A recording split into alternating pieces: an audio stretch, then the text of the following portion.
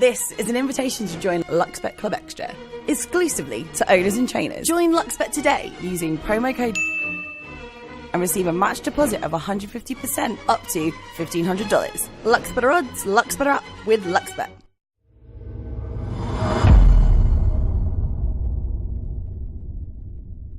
Joining us this morning on Stable Boss is trainer Rob Heathcote. Rob, how did you pull up after the 12 races yesterday?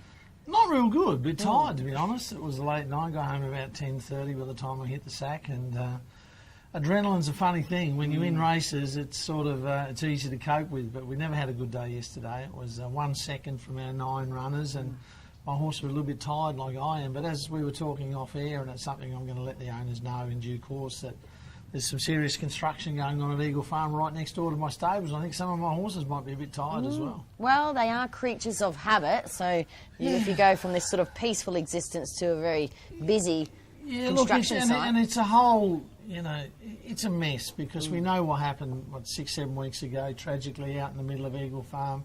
Those 2 guys, the 2 construction workers, lost their lives and the work came to a halt. We were supposed to be going out into the middle of Eagle Farm in another 2 or 3 weeks' time.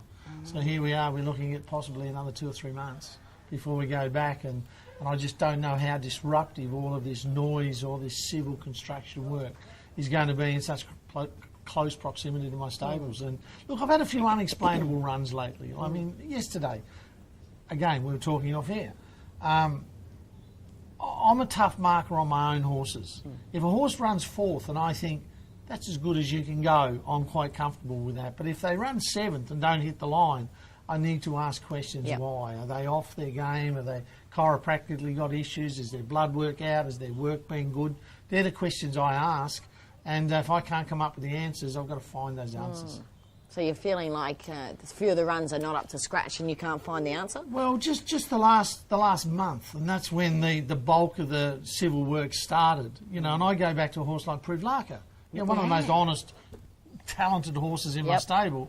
And he ran a very, very much below par performance that I couldn't explain why. You know, his blood work was good, the horse had been working good. They're the things that I now simply ask questions. Oberland, you know, he ran last night, got a beautiful trail behind Drumbeats, whatever it's called, and peeled out to go around it. Larry pushed the go button and he didn't let down. Now, why? Why? Is the horse, you know, too excited all day and not getting enough rest? I don't know. They're questions I'm going to ask. Yeah, valid questions. All right, just a small team for you this weekend. You've got Salento in 1800 metre, the benchmark 80 race 3. Is he struggling a little bit at the moment? He is, and we're not entirely sure. He's by Savabeel. We're not entirely sure if he is a genuine Savabeel and he wants the 2,000 metres. We've had him up to a mile, but in saying that, gee, he hasn't had a lot of luck. He's been getting back from bad barriers, and barriers, as you know, they can also determine your fate. And even, I go back to what we were talking about earlier, this last month, it's kind of like you know, we've run over a truckload of Chinamen. You know, we've had some bad barriers, we've had tracks that haven't suited. Gee, I even put Jeff Lloyd on 2 and he couldn't win on them. Oh, wow. Holy crap, you're in trouble. He's winning on everything and he gets on mine. He's 5 and 6 deep, but that's the way racing goes. But we'll get to the bottom of it. But, yeah, you're right. Salento, he's not racing to his best form. He's had 1 run on this Eagle Farm track and went woeful on it. So whether or not it was the track or the horse is just simply out of form. All right, so let's move down to the Class 6 handicap, the 6th race. Beckoning Light, well, she was charging late last time out. She was, and very unlucky. Probably should have won. She ran 2nd, but really hit the line hard. Jimmy Orman got held up coming into the straight. And again, that was a month ago, and that was the start of when, you know, her stable's gone off the boil a bit. Then she got balloted out. It's funny, isn't it? She got beat by a small margin. And then when we went to run her 2 weeks later, she didn't make the field because she wasn't high enough in the rating. So I've given her a little freshen up out at Washpool, and she's come back for this 1,500 metre race, handles this track, loves it. She's well, so, you know, I'm hoping that she gets some sleep going into the race and she can give us her best performance. Some precious Zeds. She'll go back from that barrier anyway, won't she? Yeah, she will. All right, Jomar's Element in that one of these Class 3 plates. Yeah, tough races they are, and looking at that field, it's yet again another tough race. He's going to be, you know, double-figure odds at least, probably even 20 to 1. I guess there's a question mark as opposed to his class, whether or not he's good enough. But, gee, he's been racing consistent.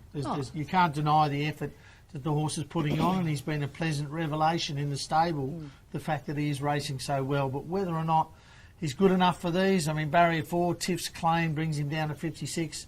Yeah, he's an each-way chance because I like him. He's a trier. He gives his best. Did he just step away a bit slow the other day?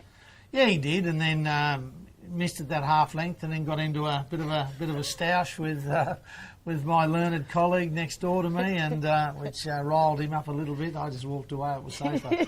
But yeah, the two jockeys were taken into the room and asked questions why they took each other on. They were like a couple of apprentices. Should have given 2 months each, I reckon.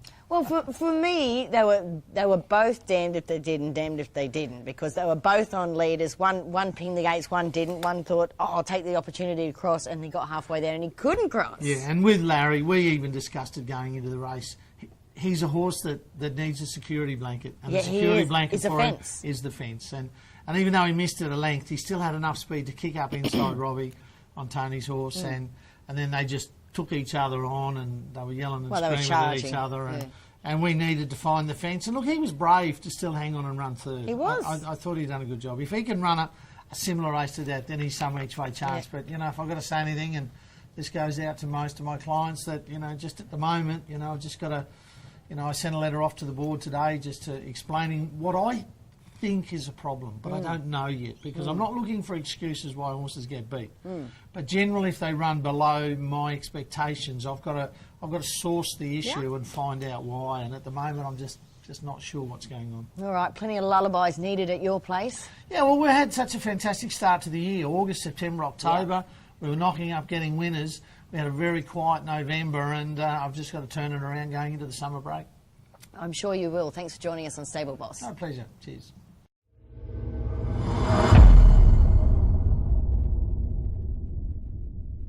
This is an invitation to join LuxBet Club Extra, exclusively to owners and trainers. Join LuxBet today using promo code and receive a match deposit of 150% up to $1,500. Lux Better Odds, Lux Better Up with LuxBet.